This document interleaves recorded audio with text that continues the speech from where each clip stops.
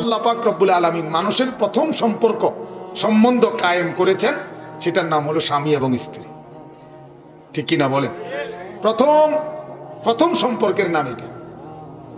ও খালাকনাকুম আজওয়াজান, আল্লাহ তাআলা বলেন আমি তোমাদেরকে সৃষ্টি করেছি আজওয়াজান, জোড়ায় জোড়ায়। আর সেটা কি? সেই প্রথম জোড়া, সেটার নাম ছিল কি? স্বামী এবং স্ত্রী। স্বামীটার নাম হলো আদম, স্ত্রীর নাম হলো হাওয়া। আল্লাহ বলছে আমার জান্নাতি বান্দা তারা, যারা কোনো বেহুদা কথা বা কাজের মজলিস যদি দেখে তো ভদ্রচিত ভাবে না বসে পাশ কেটে চলে যায়, এরা জান্নাতি বান্দা। সুবহানাল্লাহ।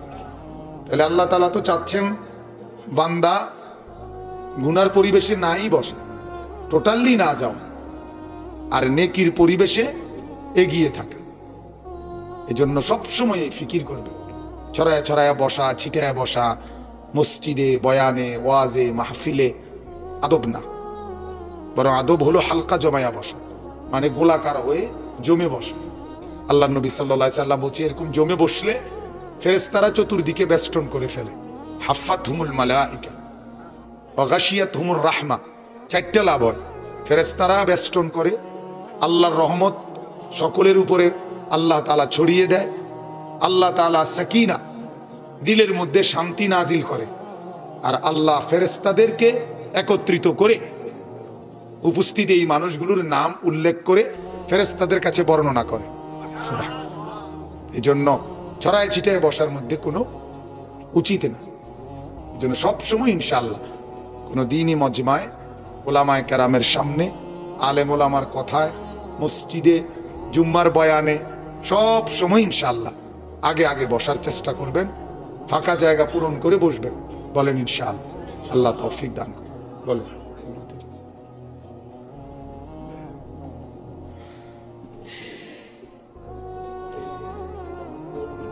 ইউনিয়নের চেয়ারম্যান পদপ্রার্থী হিসেবে আপনাদের সাথে কথা বলবেন জনাব মোহাম্মদ গফুর চৌধুরী। জনাব কি কয় যে মানে উনার আর সময় শেষ হয়। মাশাআল্লাহ, ভালো, আল্লাহ তাআলা বরকত দান করেন। সম্মানিত হাজিরিন, আমি আপনাদের সম্মুখে কোরআনুল কারীমের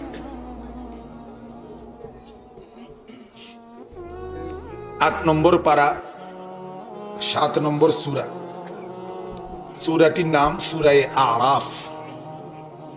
এই সূরার 19 নম্বর আয়াত থেকে কয়েকটি আয়াত তেলাওয়াত করেছি। অল্প একটু সময় ইনশাআল্লাহ আপনারা যদি সবরের সাথে বসেন তো আমরা অল্প কিছু কথা আপনাদের মাঝে আলোচনা করব ইনশাআল্লাহ।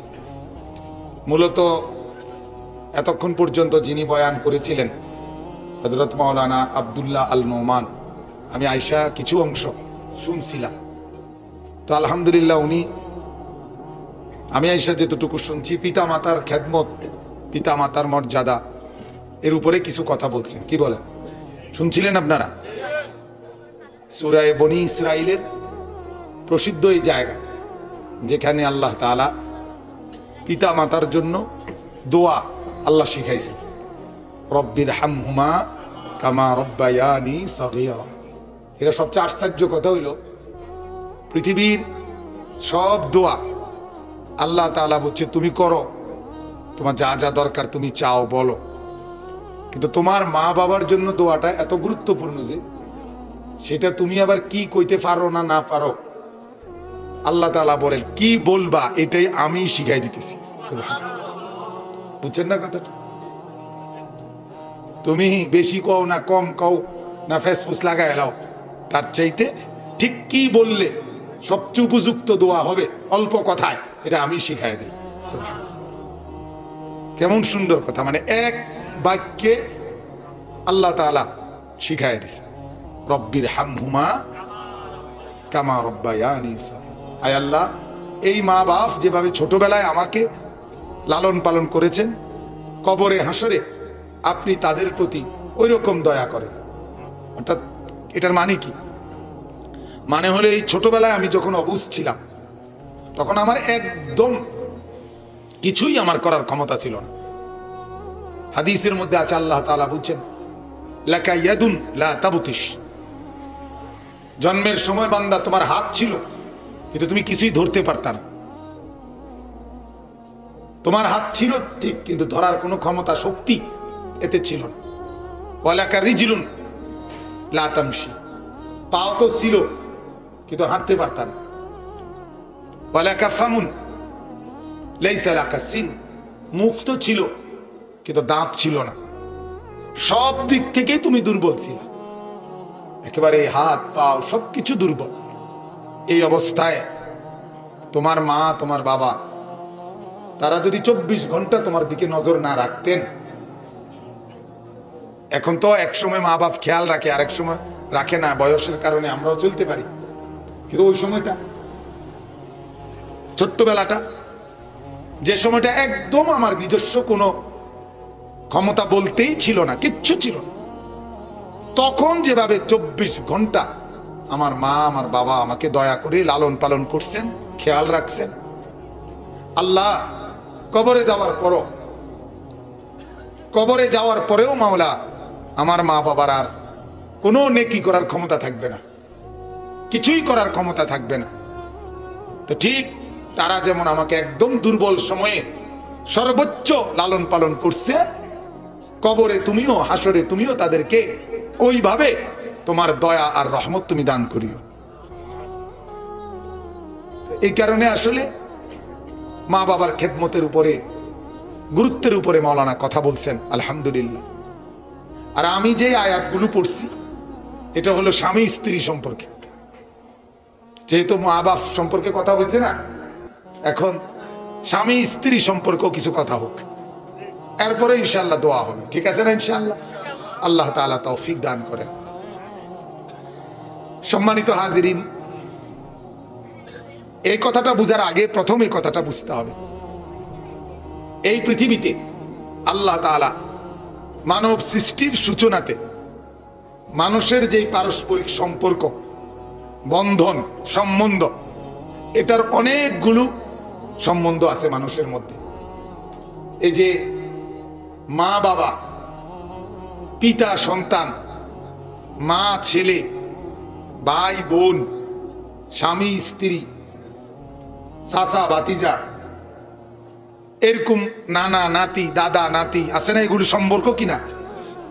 এই সমস্ত সম্পর্কের মধ্যে আল্লাহ পাক রব্বুল আলামিন মানুষের প্রথম সম্পর্ক, সম্বন্ধ কায়েম করেছেন, সেটার নাম হলো স্বামী এবং স্ত্রী, ঠিক কিনা বলেন?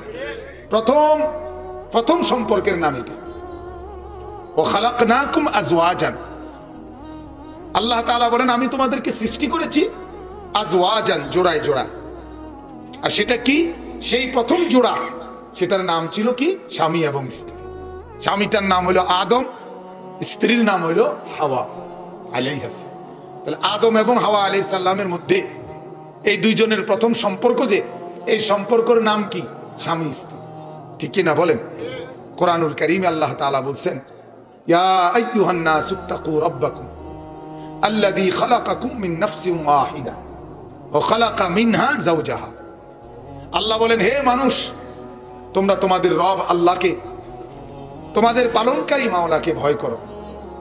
আল্লাযী খালাকাকুম মিন নাফসিন ওয়াহিদা, যিনি তোমাদেরকে একটি আত্মা, প্রথম একজন মানুষ, তার নাম আদম, তার থেকে সৃষ্টি করেছেন। এবং সেটা কিভাবে করছেন? ওয়া খালাকা মিনহা যাওজাহা, প্রথমে তার স্ত্রীকে বানাইছেন তার থেকে, এরপরে তাদের দুইজনের মাধ্যমে ওয়া বাসসা মিনহুমা রিজালান কাসীরান ওয়া নিসা, চতুর্দিকের এই কোটি কোটি পুরুষ এবং নারী, এই দুইজনের মাধ্যমে গোটা পৃথিবীতে ছড়িয়ে দিয়েছেন। সুবহানাল্লাহ। তাইলে প্রথম, আবারও বলেন, প্রথম সম্পর্কের নাম কি বলেন না? স্বামী এবং স্ত্রী। চাচা মুখ খুললে সমস্যা নাই, এই পান খানা আর কত খাবেন? আর কত খাবেন? বুট আর কত খাবেন? আহা, রাত নাই, দিন নাই, সকাল নাই, দুপুর নাই, শীত নাই, গরম নাই, রোদ নাই, বৃষ্টি নাই, জানুয়ারি নাই, ফেব্রুয়ারি নাই, এই এক আমল চলতে আছে। কোনো ছুটি ছাটা নাই, কোনো বিরক্তি, কোনো অবহেলা, অলসতা, কোনো মনে কয় না, এইটাও কয় না। কি আশ্চর্য, কি আমল, অবাক হই আমি আসলে। বছরের পর বছর, বছরের একজন মানুষ প্রতিদিন যে পরিমাণ পান খায়, এই পানের 2-4 খিলি সময় যদি আল্লাহ পাকের জিকিরে কাটাইতো, আহা, তো জোনায়েদ বাগদাদি হয়ে যেত। তাইলে অনেক আগে আল্লাহওয়ালা হয়ে যেত। তো অবসরটুকু জবানকে, জিহ্বাকে অবসর দিতেই চায় না। অবসরটাকে এই পানের উপরে কাজে লাগায় দেয়। যেহেতু অবসর, তাহলে জিহ্বাটা খালি রেখে লাভ কি, পান চালায়। অথচ আসলে হাদিসের মধ্যে আছে, আল্লাহ নবী সাল্লাল্লাহু আলাইহি সাল্লামের একজন সাহাবী, উনি নবীজিকে একদিন বলছিলেন, ইন্না শারা'i আল ইসলাম কাদ কাসুরাত আলাইয়া, হে আল্লাহর নবী, আমার কাছে নেকি, নেক আমল, ইসলামের বিধান অনেক, শরীয়তের অনেক বিধান, এক একটা এক এক সময় করতে হয়, কিন্তু ফামুরনি বিশাইইন আতাশাব্বাসু বিহি, নবী আমাকে এমন একটা আমল বলে দেন যেটা আমি সারাক্ষণ করতে পারি, এমন একটা আমল বলেন। আল্লাহর নবী সাল্লাল্লাহু আলাইহি সাল্লাম বললেন, লা ইয়াজালু লিসানুকা রাতবান বিযিকরিল্লাহ। সুবহানাল্লাহ। আল্লাহর নবী বলেন, তোমার জিহ্বাটা সারাক্ষণ আল্লাহর জিকিরের মাধ্যমে ভিজায় রাখবা। সুবহানাল্লাহ। তাহলে মূলত সারাক্ষণ করার মতো মানুষের জবান দিয়া কাজ একটাই, সেটা নাম হলো আল্লাহর জিকির। আল্লাহর জিকির সারা দিন করবেন এমন একটা আমল, এটার নাম হলো জিকির। আর আমরা এটার জায়গাটার মধ্যে দিছি কারে? পান খাওয়া হারাম আমি বলি নাই, নারাজ হওয়ার কিছু নাই, আমি এটা বলি নাই যে আপনারা পান খাওয়া হারাম, হারাম বলছি। কিন্তু এটা যদি শখে খান, এটা যদি খানার পরের কারণে খান, যে কোনো কারণেই খান না কেন, এতবার খাওয়া এটা কোনো যুক্তিতে আসে না, কোনো কারণেই থাকতে পারে না। এটার দুনিয়াবি কারণও নাই, আখিরাতের কোনো কারণও নাই। আখিরাতের কারণ তো নাই, দুনিয়াবিও কোনো কারণ নাই যে এটা vitamin A B C D E F G H I J K L M N O P Q R S T, এইটার মধ্যে একেবারে এ থেকে জেড পর্যন্ত কোন অক্ষরের ভিটামিনটা আছে এটা ভিতরে। তাইলে যাই হোক, আমার বলার উদ্দেশ্য হলো, জবান খোলেন, প্রত্যেকেই, এই অল্প কয়েকজনই হন, কথা বলেন। কোরআনের শব্দ আল্লাহর কথার সাথে কথা উচ্চারণ করিলে লাভ হবে। বলেন, বলবেন তো ইনশাআল্লাহ? কথা বলবেন, জবান উচ্চারণ করেন, মুখ খুললে ভালো। কোরআনুল কারীমে আল্লাহ তাআলা বলছে, তোমরা তোমাদের জবান দিয়ে যাই বের করো, মা ইয়ালফিজু মিন কাউলিন ইল্লা লাদাইহি রাকিবুন আতীদ। আল্লাহ বলে, কথাটা এইভাবে বুঝেন, আমাদের ডান কাঁধে এবং বাম কাঁধে 2 জন ফেরেশতা আমাদের পুরা দেহের সবকিছু লিখে রাখে, কিন্তু শুধু জবান দিয়া মানুষের যত কথা উচ্চারিত হয়, এইটা 2টা ফাইলে লেখা হয়। একটা হলো এই ডান কাঁধে বাম কাঁধের ফেরেশতাদের ফাইলের মধ্যে সবগুলোর সাথে জবানের উচ্চারণও লেখা হয়, আবার শুধু জবানের উচ্চারণ লেখার জন্য আল্লাহ আরেকজন ফেরেশতা প্রত্যেকের সাথে আলাদা নিয়োগ দিয়েছেন, উনি শুধু মানুষের মুখ থেকে উচ্চারিত কথাগুলো লিখে রাখে। বুঝছেন নি আপনি কথা? এটার বিএসও আছে, এটার সিএসও আছে, 2টা কথা বুঝছেন নি আপনি? কোনটার? এই জবানেরটা। হাত পাওয়ার গুলো এক জায়গায় লেখা হয়, ওই যে ফেরেশতা ডান কাঁধের বাম কাঁধের, কিন্তু জবানের উচ্চারণ লেখা হয় কয় জায়গায়? কথা বলেন না। একটা কোথায়? এই যে 2 ফেরেশতা, একটা কে লেখে বলেন? ও কথা কয় না, কথা বলতে হবে, কথা বলেন। প্রথম কে লেখে বলেন? এরপরে লেখে কে? আলাদা আরেকজন ফেরেশতা, উনি উনার ফাইলে শুধু মানুষের মুখ থেকে বের হওয়া কথাগুলো আতফাও দিয়ে কি করছে, এডি ওইখানে আছে। এই জন্য আমাদের জবানের শব্দ উচ্চারণ এটার খুব দরকারি জিনিস। এই জন্য কোরআনুল কারীমে আল্লাহ তাআলা বলছেন, ফাযকুরুল্লাহা কাযিকরিকুম আবাআকুম আও আশাদ্দা যিকরা। আল্লাহ বলে, তোমরা তোমাদের বাবা দাদা বংশধর পরিবার ফ্যামিলি, তোমাদের মানুষদেরকে তোমরা যে পরিমাণ ডাকো, আল্লাহকে তার চাইতে বেশি করে ডাকো। এই জন্য প্রত্যেকটা মুসলমানের উচিত, আমার আমল নামাটার মধ্যে আজকের দিনে যত শব্দ আমি আজকের দিনে যতগুলো কথা বললাম, যত শব্দ উচ্চারণ করলাম, মাকে ডাকছি, বাবাকে ডাকছি, ছেলেকে ডাকছি, মেয়েকে ডাকছি, বিবিকে ডাকছি, অটোওয়ালারে ডাক দিছি, সিএনজিওয়ালারে ডাক দিছি, কাস্টমার ডাক দিছি, দোকানদারকে ডাক দিছি, মানে যত রকমের যত শব্দ মুখ দিয়া বের করছি, আল্লাহ পাক কোরআনে চাচ্ছে বান্দা এই সব শব্দের মধ্যে তোমার আমল নামার এই পৃষ্ঠায় আজকের দিনে যেন দেখা যায় যে আমি আল্লাহর নাম ডাকছো বেশি, এটাই যেন পাওয়া যায় বেশি। এটা আমি চাচ্ছি তোমার কাছে। ইনসাফের সাথে বলেন, আমাদের প্রতিদিনকার আমল নামায় শুধু আমাদের মুখের উচ্চারণগুলো যদি দেখা হয় কি কি কথা বলছে, এই ভাইয়া, এই দোস্ত, আল্লাহর ওয়াস্তে কথা কইও না, এই জমার সোজা হোক, সোজা হো ভাই, সোজা হো, একদম সোজা হো মিয়া, তামসা করো না, সাবধান। গাফেল আমার জানের শত্রু। আমি একজন আল্লাহর বান্দা কথা শুনলো আমার কোনো অসুবিধা নাই, কিন্তু গাফেল মানুষ আমি পছন্দ করি না, সবাই জানে। আমি বুট খাওয়াই না, বাদাম খাওয়াই না, সংবং করি না, মানুষ এমনি কথা বলি না কোনো সময়। আমি একজনকে বলতে রাজি আছি, কোনো অসুবিধা নাই আমার কোনোদিন। আলহামদুলিল্লাহ আমি শ্রোতার হিসাব করি নাই যে বেশি না কম, এটা আমার দাঁড়দারি না। আমি মাগরিবের নামাজের পরে এমনও জায়গায় বয়ান শুরু করছি যেখানে একজন শ্রোতা বইয়ে সারছে না, আমি খুতবা পড়ে লেছি, এখনো দৌড়াইয়া আইছে, আমার এতে কোনো আপত্তি নেই। কিন্তু গাফেল আল্লাহর দুশমন, আল্লাহর অপছন্দ। আল্লাহ তাআলা কোরআনে আছে, এই জন্য রাগ হইও না। তুমি বসলা কেন? তাইলে বসছিলা তো আল্লাহর কথা শুনতে, তাহলে জমা হইলা কেন? কথাটা বুঝেন নাই? সারাটা দিন তো যায় এমনি এমনি, সারাটা দিন তো কোথাও এই জমিনটা এমন সংকুচিত, কোথাও তো আল্লাহর কথা আলোচনা নাই। একটা চা দোকান, একটা মুদি দোকান, একটা অটো রিক্সা, একটা সিএনজি, একটা মার্কেট, একটা রেস্টুরেন্ট, একটা হোটেল, কোথাও আপনি বলেন না কেউ কাউকে আখিরাত মনে করাই দিচ্ছে? তাহলে বলো না ভাই, তোমারে পরকাল কে মনে করাই দিবে? তোমারে কে মনে করাই দিবে? কারণ থেকে যদি না শোনো, কেমনে জিন্দেগিটা চলবে? কোন আমাদের এই যুবকদের হালাতটা তো সমস্যা এটাই, মানে কোনোভাবেই সে আল্লাহর কথা মনোযোগ দিয়া শোনে না, যার ফলে দিলের মধ্যে কোনো পরিবর্তন হয় না। শুক্রবারে জুমার নামাজ পড়তে গেছে, এই ইমাম সাহেব বয়ান করে, হেঁটে বইয়ে বইয়ে খসর খসর করে। আপনারা খেয়াল করে দেখেন, তাহলে এরকম এই বেচারার কি ফায়দাটা হবে? কথাটা বুঝছেন? অথচ এক একটা যুবক আলহামদুলিল্লাহ তাগড়া জওয়ান যুবক চাইলে হিমালয় পর্বত কাইটা অ্যাকসেপ্ট করে নিতে পারবে। যৌবনের শক্তি সাংঘাতিক। হাদিসের মধ্যে আছে, হযরত যায়েদ ইবনে সাবিত রাদিয়াল্লাহু তাআলা আনহু, একজন সাহাবীর নাম।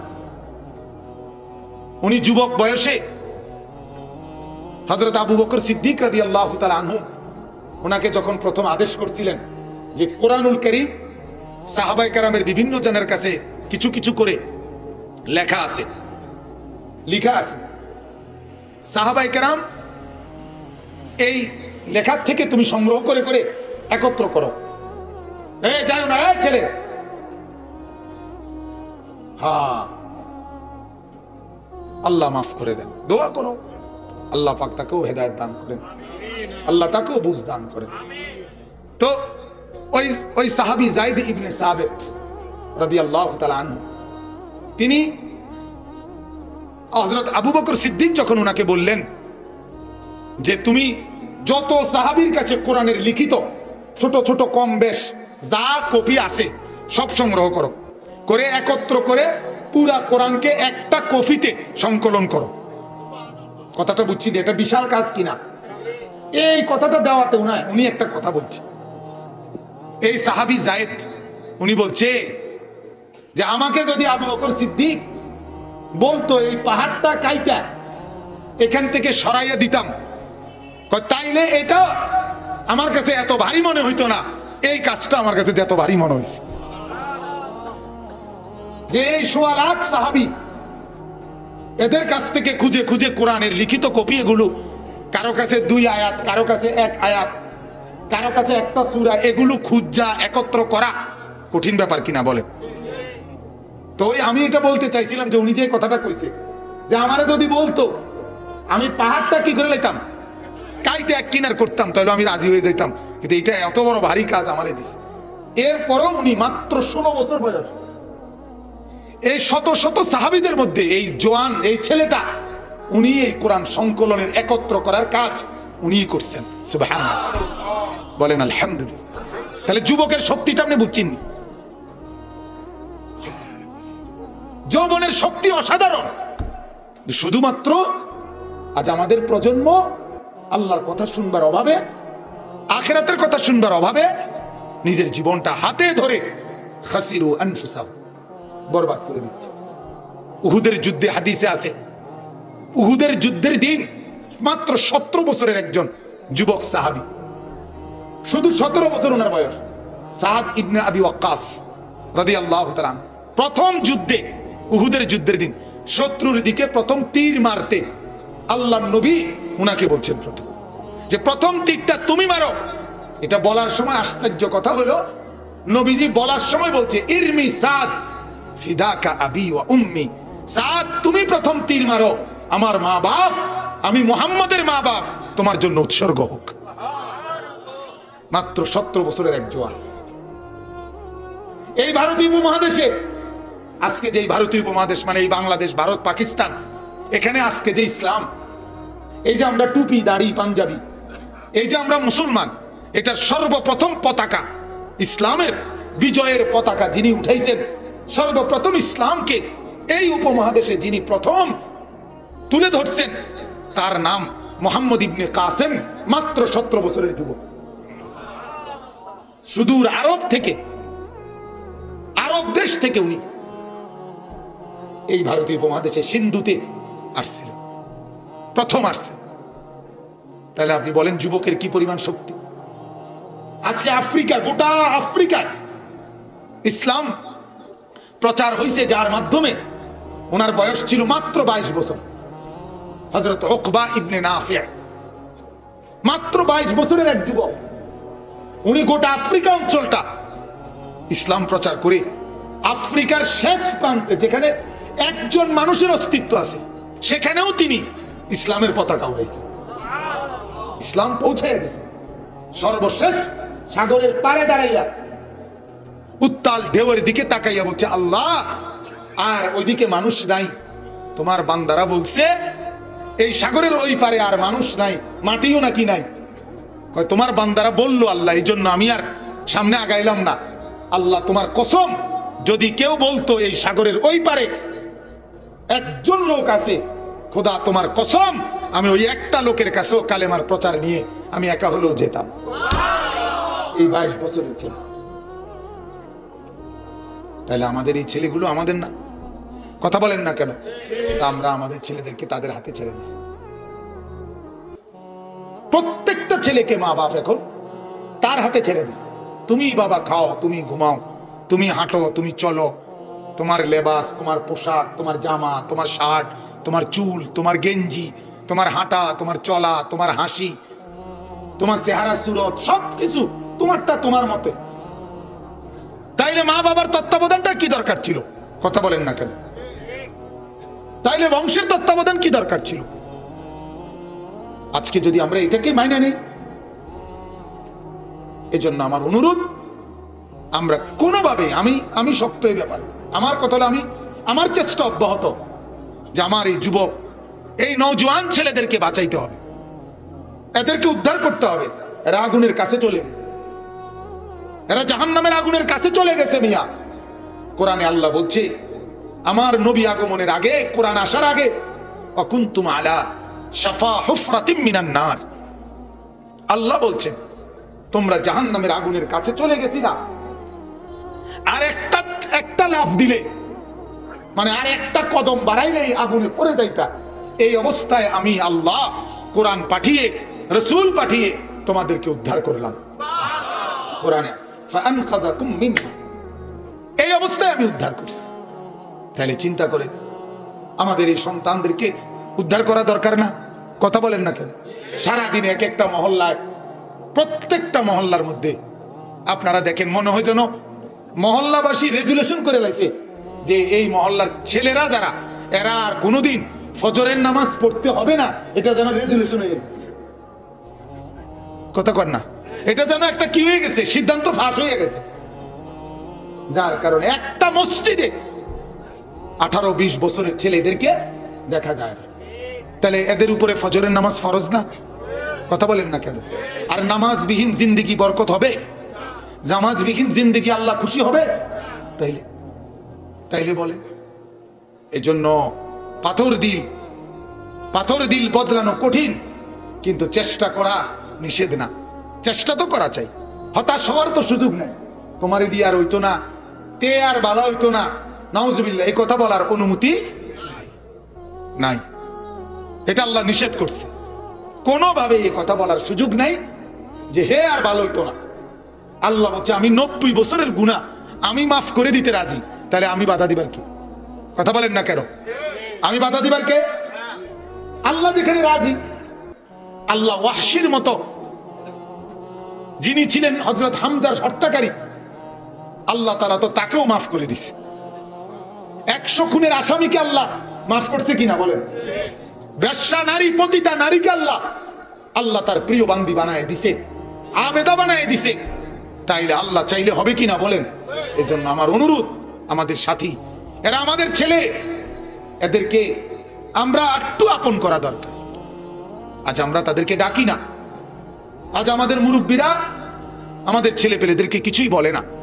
যার কারণে আস্তে আস্তে আস্তে আস্তে সমাজে ছেলে পেলেরা নিজের মতো চলতে চলতে খামখেয়ালি হয়ে গেছে। আল্লাহ আমাদেরকে বুঝার তৌফিক দান করেন, বলেন আমিন। চলেন, আমি যে প্রসঙ্গ বলতেছিলাম, আল্লাহ তাআলা বুঝাইলেন। আমি যেটা বললাম মাত্র, পৃথিবীর প্রথম সম্পর্কের নাম হলো আদম এবং হাওয়া। আল্লাহ বলেন দুইজনকে সৃষ্টি করে, দুইজনকে সৃষ্টির শুরুতেই আমি আল্লাহ তাআলা পোশাক দিয়ে আবৃত করে দিয়েছি। সুবহানাল্লাহ।